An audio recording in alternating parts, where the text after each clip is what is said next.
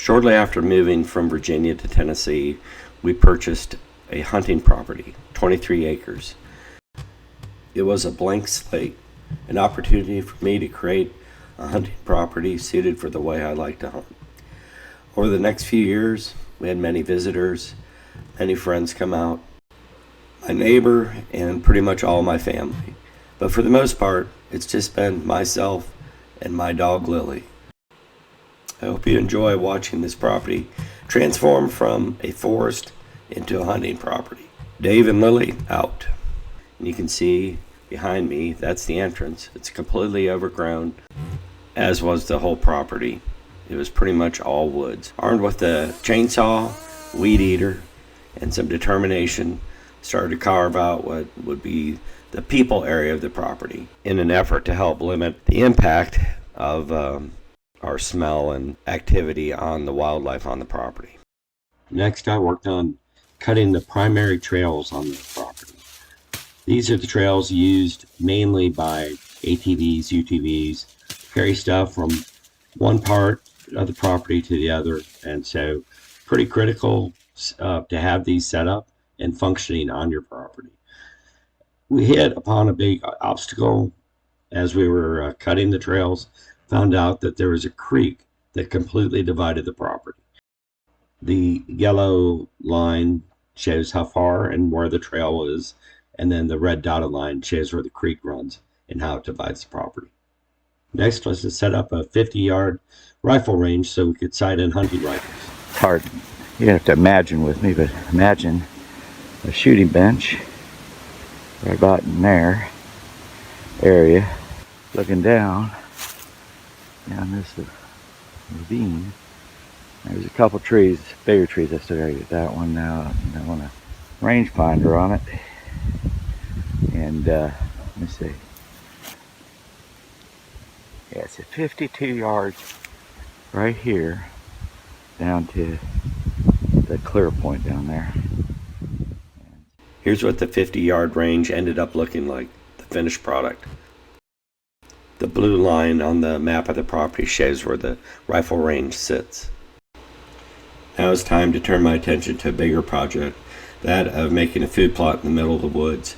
I share with you how we determined where to put the food plot, and also the tools we used, chainsaw, myself, and later on a UTV. Of the projects that I did in creating this hunting property, the food plots, the rifle range, and making the bridge were by far the hardest projects. Once the trees were cut down, I had to trim the tops off, and then the logs themselves I put in stacks, which I hauled back to the people area to be processed later. The tops I stacked up around the food plot, kind of as a berm for the wildlife and other critters. You can see here's a stack of the logs, and here's some more. I did do a soil test through the University of Wisconsin. It paid off benefits, kind of helped for that whole property. Here's the first seeding taking place, and 15 days after we seeded, it had a start of a pretty decent food plot. Small, but it was effective. The green, dark green area shows where the food plot's located. I purchased a Shelter Logic storage area from Tractor Supply and put it out on the property. It served its purpose and lasted about 3 years. The big thing it allowed me to do is bring out the UTV and store it on the property. It's a Landmaster and had a Subaru engine. It's pretty powerful, did a lot of good stuff. Next up is we added electricity to the property, which meant that I could now bring out the camper and have a place to spend the night. Look, 0 on a meter. That's kind of cool. I can also use electric tools, charge things, and eventually refrigerate my deer. And the way I chose to do it was I didn't care about the 2 of the sides. There was no need to trim them down. I only needed 2 sides flat, and so that's what I did for each of the beams. You want to peel all the bark off the logs, and so and the reason you do that is because bark invites insects and rot and decay. Pickup truck, to carry extra luggage and stuff. And so I put that on the end of the UTV, and then I strapped the log down to it. I carried them by myself what I did was I'd secure a chain to one end, and the chain allows me to get some leverage, and I'd pick them up and just drag them, and I drug them all the pieces down to the creek. So tamp the dirt down around the sleepers. The dirt down there is all clay. It'll secure those sleepers in nice and hard. The biggest beams on the outside and the two smaller beams on the inside. Now all of them have a thickness of about 6.5 inches, and the width varies depending upon the board. So a couple of the beams are like 12 inches wide, and a couple of the beams are only like 8 inches wide, but they're all at least 6.5 inches thick. And so I placed the two on the out, two in the middle that are smaller, and once I got them in place, then I, you got to secure them in with some kind of fastener. I chose to use leg bolts. Now, the oak I used wasn't kiln dry, so it was a little wet yet, probably more wet than what you'd want, but I knew it'd be okay. So it was a chore getting those bolts in. I broke off a couple drill bits. I twisted the heads off of a couple of the bolts going in, so that gave some issues. But in the end, I was able to get each one secured. Time to put my decking on, which of all the things on the bridge is probably most enjoyable and quickest thing. Here's the completed bridge with all the planking on it. The poles are there just to allow UTV to go over it. Here it is holding UTV, doesn't flex at all. Here I am putting stain on it.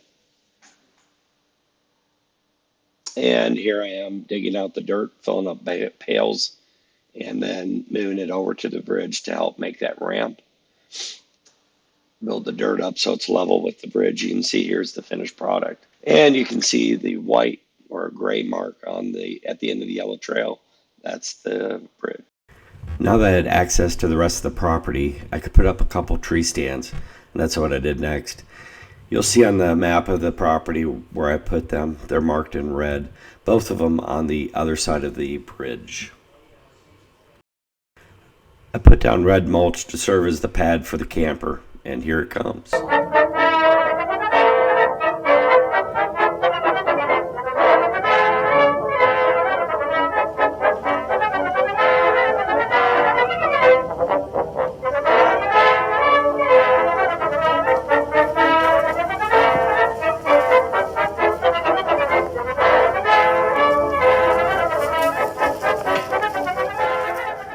Here it is in its final resting place. It looks pretty good. Glad to have it on the property. I spent a lot of time over here scouting the different areas, and what I was looking for was a place that had good potential for open canopy, had good new growth trees in it, and looked like it had been cleared before, so knowing that I could clear it. And then I wanted the topography not to be too inclined, but a bit of incline, so it was good drainage.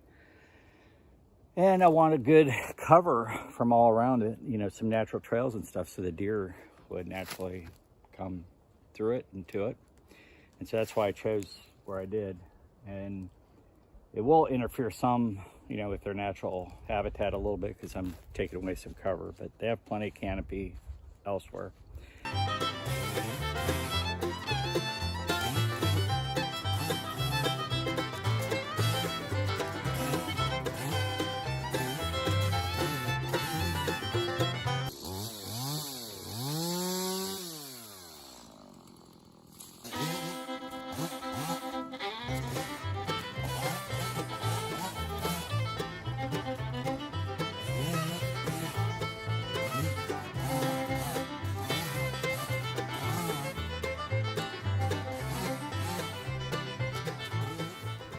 Keeping my chain sharp was a continual battle.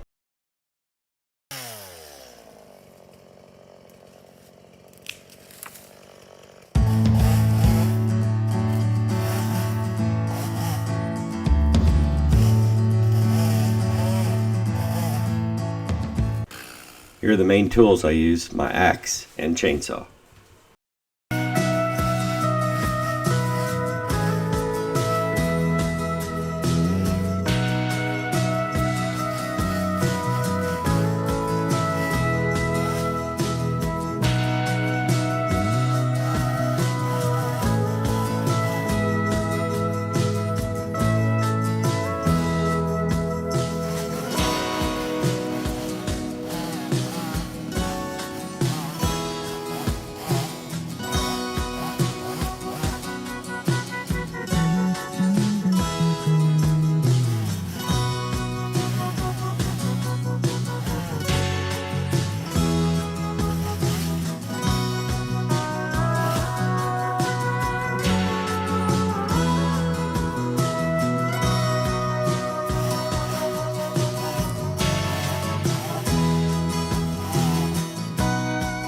here's the finished product, kind of like a kidney shape connected in the middle.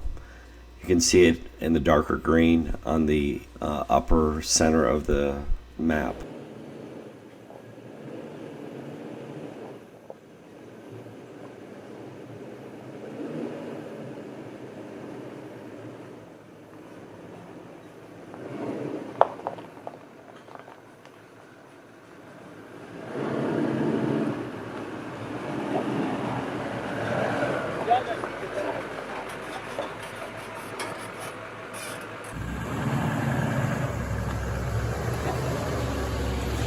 You've done this a few times.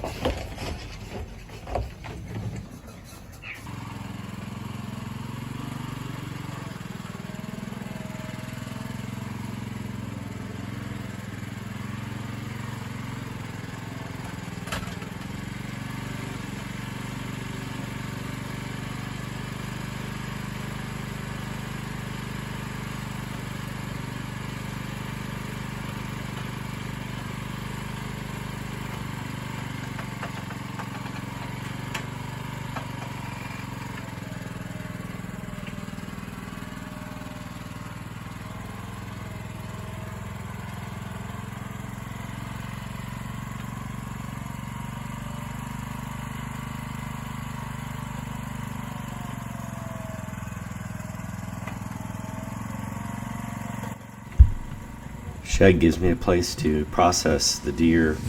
It also gives me a place to put a freezer to store the meat, and gives me an opportunity to secure my equipment a little bit better. Meet my number 2. This is Lillie.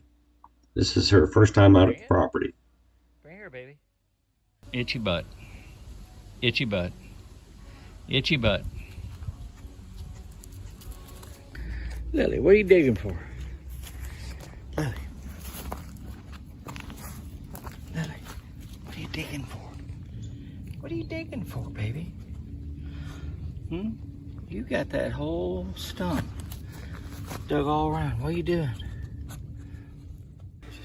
Lillie's been a big part of the property, and she's been very active out there, as the photos attest. But I really enjoy having her around, and she definitely keeps me busy.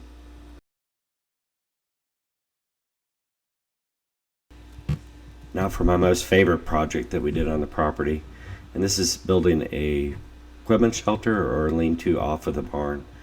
And I'll be quiet and let you watch the photo montage as it rolls by. Part of what made it cool for me was that all the materials were sourced straight off the property except for the roof.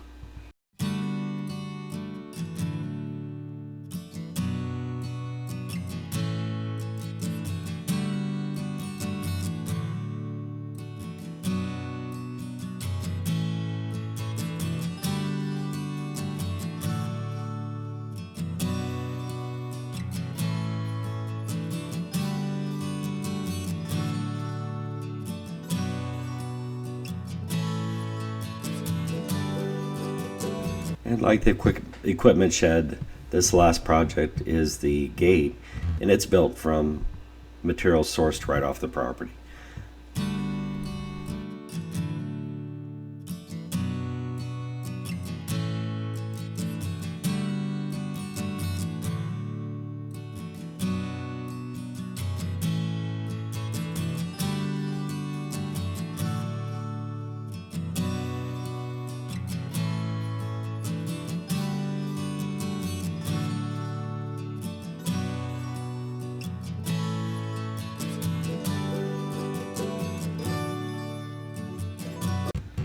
Well, there you go, folks. That's it. That's the hunting property. About 3 years after we purchased it, this is, I believe, a well-functioning hunting property. I have a lot of videos out there that cover all the transitions in detail, and there's many things that I did not cover in this summary. I ask that you might want to check those out. Thanks for watching, and like I always say, make kindness your business. Do something kind for somebody. All it takes is a little action on your part, and you may change somebody's day. Much for the better. Dave and Lillie out.